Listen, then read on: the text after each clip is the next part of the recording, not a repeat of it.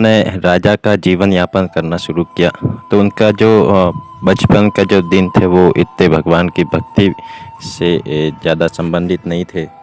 और कहा जाता है कि उसके बाद में उनको भगवान की भक्ति में भगवान खुद उनको लेके आए। एक रात को भगवान उनके सपने में आए और सपने में भगवान श्रीनिवास आए और राजा ने जैसे ही भगवान को देखा वो उनके रूप की तरफ बहुत ज़्यादा आकर्षित हो गए। इस प्रकार भगवान के रूप को देख के वो भगवान के रूप के प्रति बहुत ज़्यादा आकर्षित हो गए और इस प्रकार भगवान की भक्ति में लग गए।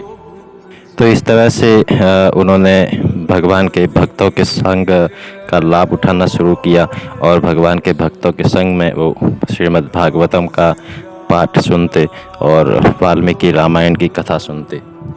और भगवान की उन कथाओं को सुनते रहने से बहुत ही जल्दी वो भगवान के महान भक्त हो गए और इस तरह से वो अपने राजा के कर्तव्यों की भी उपेक्षा करने लग गए और वो अपने राज्य कर्तव्यों से संन्यास लेकर भगवान श्री रंगनाथ की सेवा में जाना चाहते थे और पूरी तरह से भगवान की सेवा में लगना चाहते थे। लेकिन राजा कुलशेखर के जो मंत्री थे, कर्तव्यनिष्ठ मंत्री, वो चाहते थे कि राजा अपने कार्यभार संभाले और राज्य जो है राज्य कार्य में उनकी सहायता करें। तो विश्वक्सेन जो है वो राजा के पास में आए और राजा ने उनसे जो है दीक्षा ली और विश्वक्सेन ने राजा कुलशेखर को नाम दीक्षा दी। तो अब तक जो है उनका नाम कुलशेखर था, लेकिन जैसे ही दीक्षा होगी उसके बाद में उनका नाम हो गया कुलशेखर आलवार और इसका मतलब है भक्ति के राज्य के अधिकारी, भक्ति के राज्य के राजा। वो हमेशा भक्ति के राज्य के राजा कहलाते थे क्योंकि वो हमेशा भगवान से यही प्रार्थना करते कि वो अपने भगवान के भक्तों के दास बने रहे हमेशा। इसलिए उनको जो है कुलशेखर आलवार कहा जाता था। उनके जो मंत्री है वो प्रतिदिन कथाओं का आयोजन करते रहते थे और राजा जो है उन कथाओं का आस्वादन किया करते थे। तो विशेष रूप से जो है कुलशेखर आलवार वाल्मीकि रामायण के प्रति बहुत ज़्यादा आकर्षित थे। तो राजा को भगवान राम की लीलाओं से बहुत ज़्यादा सुनने में बहुत ज़्यादा आनंद आता था और भगवान राम जी की लीलाएं वो हमेशा सुना करते थे। कथा सुनते समय उनको ऐसा लगता कि जैसे भगवान श्री राम की लीलाएं उनके सामने ही घटित हो रही हो और भगवान श्री राम उनके सामने ही हो और सारी लीलाएं कर रहे हो। तो भगवान की लीलाओं के प्रति बहुत ज़्यादा आकर्षित हो गए। तो एक दिन जो है पुजारी वाल्मीकि रामायण की कथा कर रहे थे और वो कथा जो है भगवान के दंडकारण्य से संबंधित थी।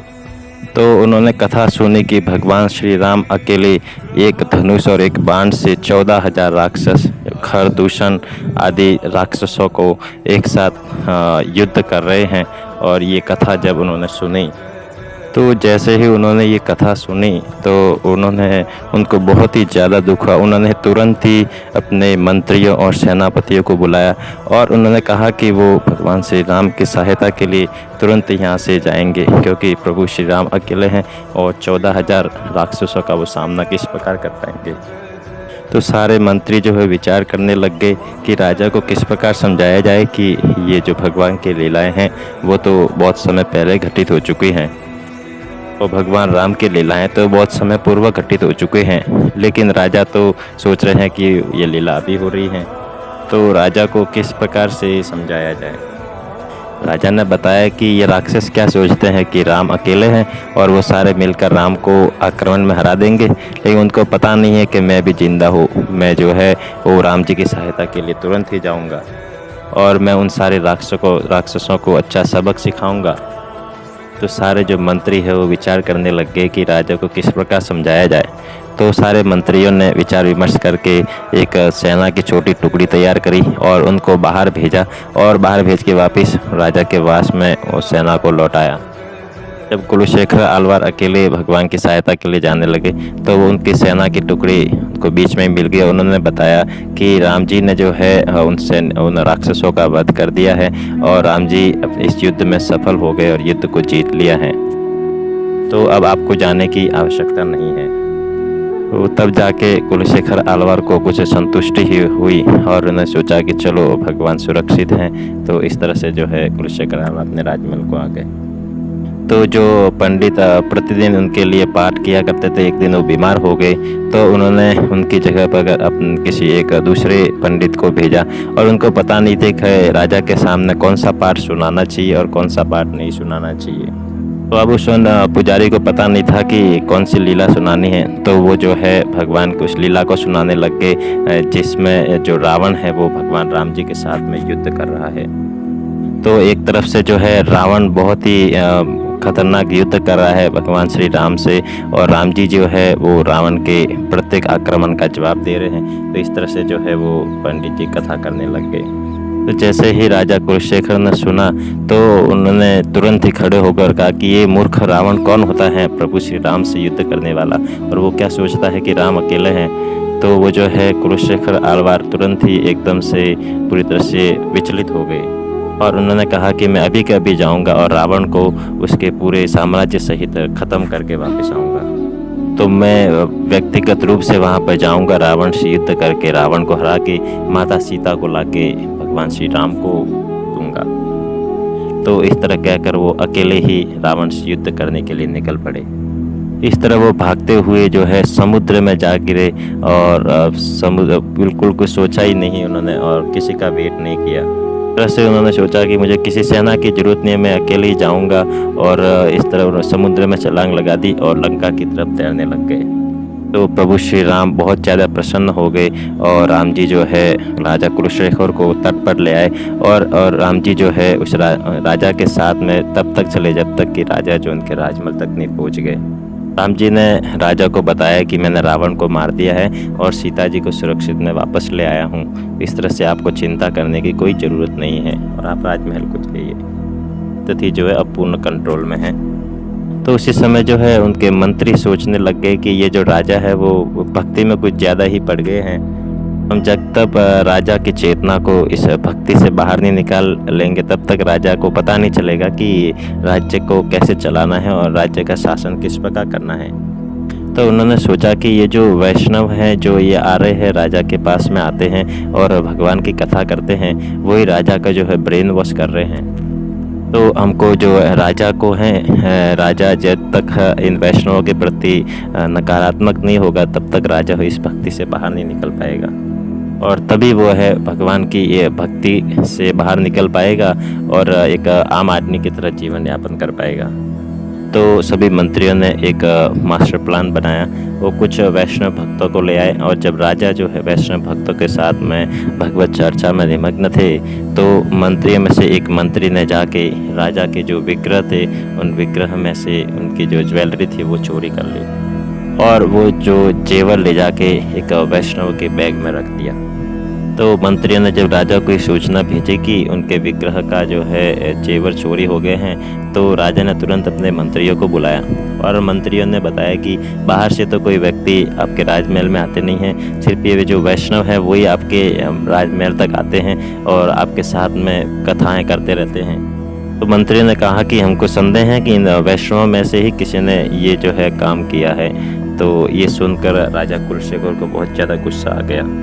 तो राजा ने कहा कि तुम सोचते हो कि ये जो वैष्णव भक्त हैं, जो भगवान के शुद्ध भक्त हैं, उन्होंने आके ये चोरी की है? तो तुमको ये लगता है कि ये जो भक्त हैं वो इतने निम्न कोटि के हो सकते हैं कि ये भौतिक जो चीज़ें हैं उनके प्रति आकर्षित होंगे और इन चीज़ों को चुराएंगे? तो राजा को बहुत गुस्सा आया। राजा ने तुरंत ही अपने एक सेना को कहा कि तुम जाके तुरंत एक घड़ा ले आओ, और इस घड़े में एक कोबरा सांप को डाल दिया गया और कोबरा सांप जो है जिसका जहर भी नहीं निकाला गया था। राजा ने अपने सेनापति को कहा कि अगर तुमको लगता है कि इन वैष्णवों ने जो है ये चोरी की है, तो ये जो कोबरा है मैं इसके अंदर हाथ डालता हूँ घड़े के अंदर और ये कोबरा मुझे को डस लेगा। तो और अगर इन्होंने चोरी नहीं की होगी तो कोबरा मुझे नहीं देगा। और इस तरह राजा ने क्या कर अपना जो हाथ है वो उस घड़े में डाल दिया जिसमें कोबरा था।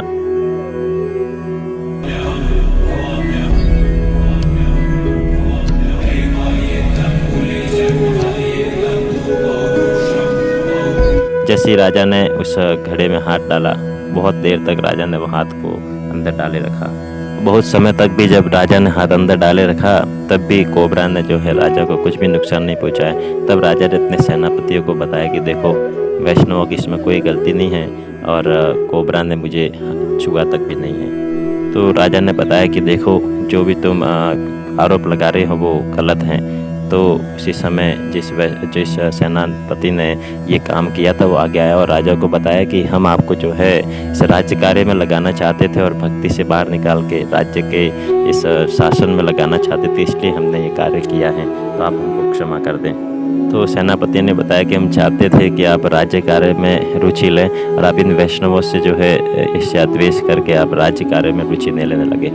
तो उस दिन से जब राजा ने ये सब सुना तो राजा को बहुत ही इस राज्य कार्य से और भोग विलास से बहुत ज़्यादा नफरत हो गई। राजा ने सारे सेनापतियों को कहा कि मैं ऐसे इस राजमहल में नहीं रह सकता जहाँ पे स्त्री सोच इस तरह की सोच के लोग यहाँ पर रहते हैं। तो राजा हमेशा ही सोचा करते कि किस तरह से है संन्यास लिया जाए इस राज्य कार्य से। तो उसी कुछ समय बाद में उनका जो है लड़का वो बड़ा हो गया, तो राजा ने अपना सारा राज्यभार अपने लड़के को दे के अपनी पुत्री और राजा दोनों श्रीरंगम चले गए भगवान रंगनाथ की सेवा में। तो राजा कुलशेखर और उसकी पुत्री रंगनाथ चले गए और राजा कुलशेखर अपनी पुत्री का विवाह भी रंगनाथ जी से करवाया और लगभग 65 साल की उम्र में राजा भी भगवत धाम को चले गए। कृष्णात्तदीय पदपङ्कज पञ्जरान्तम् भक्तैव विशतु मे मानस राजहंसम् प्राणप्रयाणसमये कफवातपित्तौ कण्ठावरोधनविधौ स्मरणं कुतस्ते। Let the royal swan of my mind enter the tangled stems of the lotus of your feet. Right now, I am hale and hearty. If I were to die now, I'd be very much protected because my mind is focused in your loving remembrance.